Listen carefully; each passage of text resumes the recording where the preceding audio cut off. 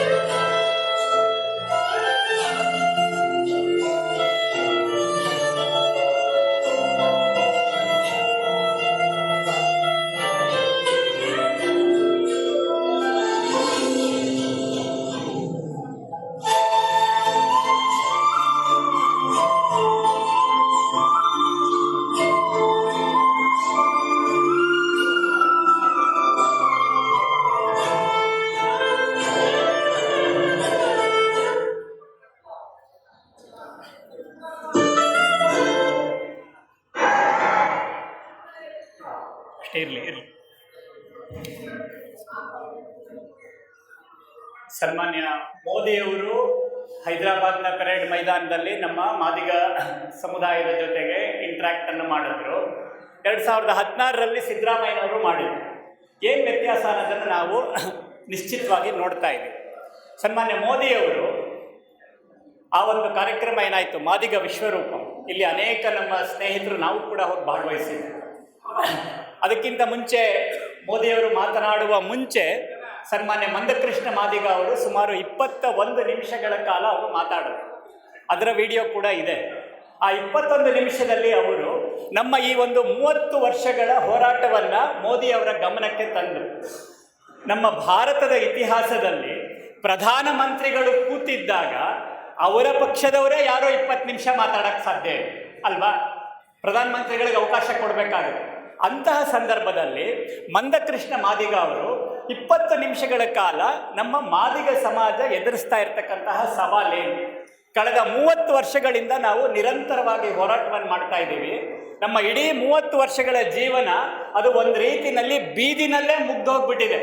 ನಾವು ಆ ಹೋರಾಟ ಈ ಹೋರಾಟ ಅಲ್ಲಿ ಇಲ್ಲಿ ವಿಧಾನಸೌಧ ಬರೀ ರಸ್ತೆನಲ್ಲೇ ನಮ್ಮ ಜೀವನ ಮುಗ್ದು ಹೋಗಿದೆ.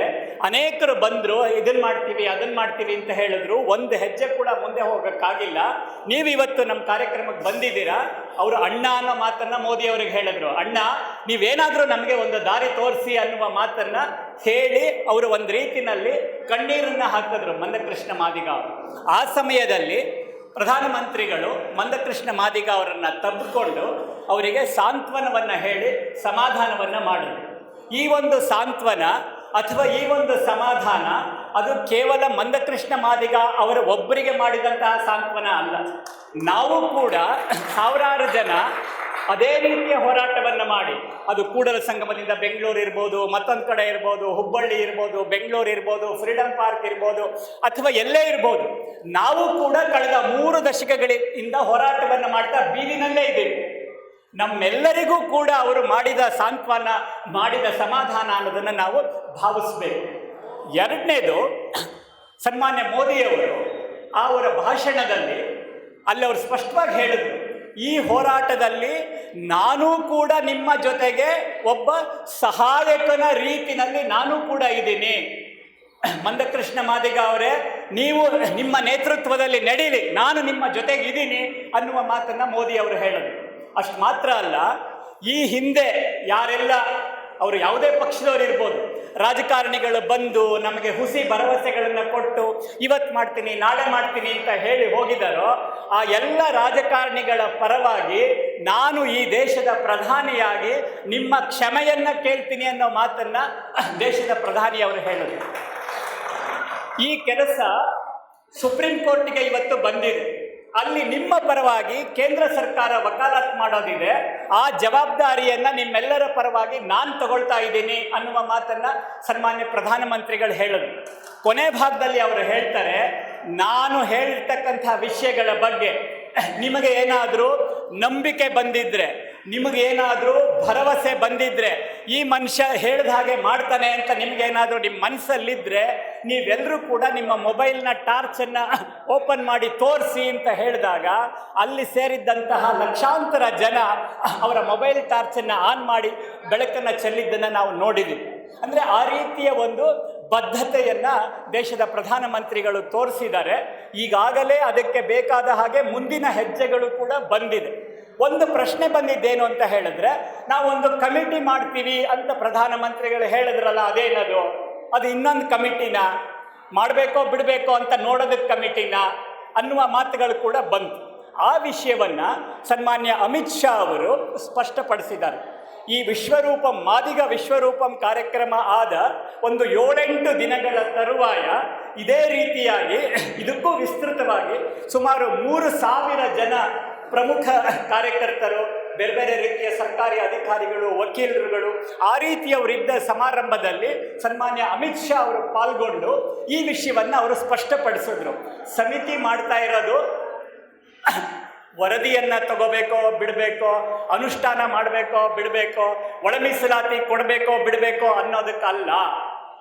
ಈ ಕೆಲಸ ತ್ವರಿತಗತಿಯಲ್ಲಿ ಸ್ಪೀಡಾಗಿ ಆಗಬೇಕಾದ್ರೆ, ಹಾಗೇನೆ ಯಾರು ನಮ್ಮ ಪರವಾಗಿ ವಕಾಲತ್ತನ್ನು ಮಾಡ್ತಾ ಇದ್ದಾರೆ, ಅವರು ಕೇಂದ್ರ ಸರ್ಕಾರದ ಸಾಲಿಸಿಟರಿ ಜನರಲ್ ವೆಂಕಟರಮಣಿ ಮತ್ತು ತುಷಾರ್ ಮೆಹ್ತಾ, ಅವರಿಗೆ ಅಸಿಸ್ಟ್ ಮಾಡುವುದಕ್ಕೆ ಒಂದು ತಂಡವನ್ನು ಮಾಡ್ತೀವಿ, ಒಂದು ಟೀಮನ್ನು ಮಾಡ್ತೀವಿ ಅನ್ನೋ ಮಾತನ್ನು ಅವರು ಹೇಳಿದ್ರು ಅನ್ನೋದನ್ನು ಅಮಿತ್ ಶಾ ಅವರು ಸ್ಪಷ್ಟಪಡಿಸೋದನ್ನು ನಾವಿವಾಗ ನೋಡ್ಬೋದು.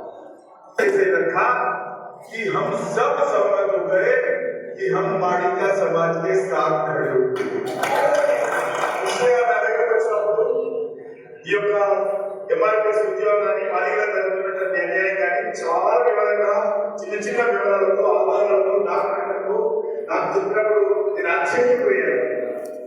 बाद में किशन जी, बंडी संजय, राजेंद्र रिटेला आपकी बात लेकर प्रधानमंत्री को मिलने गए. प्रधानमंत्री जी ने कहा कि मैं हैदराबाद जाकर खुद मादिगा समाज के लोगों से बात करूंगा. కృష్ణగారు వచ్చి పెట్టారట. నేను కలిసి రాజేంద్ర గారు అందరం కలిసి ప్రధానమంత్రి గారికి ప్రధానమంత్రి గారికి అన్ని వివరాలు వివరించాము. వివరించిన తర్వాత ప్రధానమంత్రి గారు ఒకటేమన్నారు, ఇంత పెద్ద ఉద్యమం జరుగుతున్నప్పుడు అటువంటి ఉద్యమకారులు అందరూ కూడా నేనే కలుస్తానని చెప్పి ప్రధానమంత్రి గారు మాతో చెప్పారు.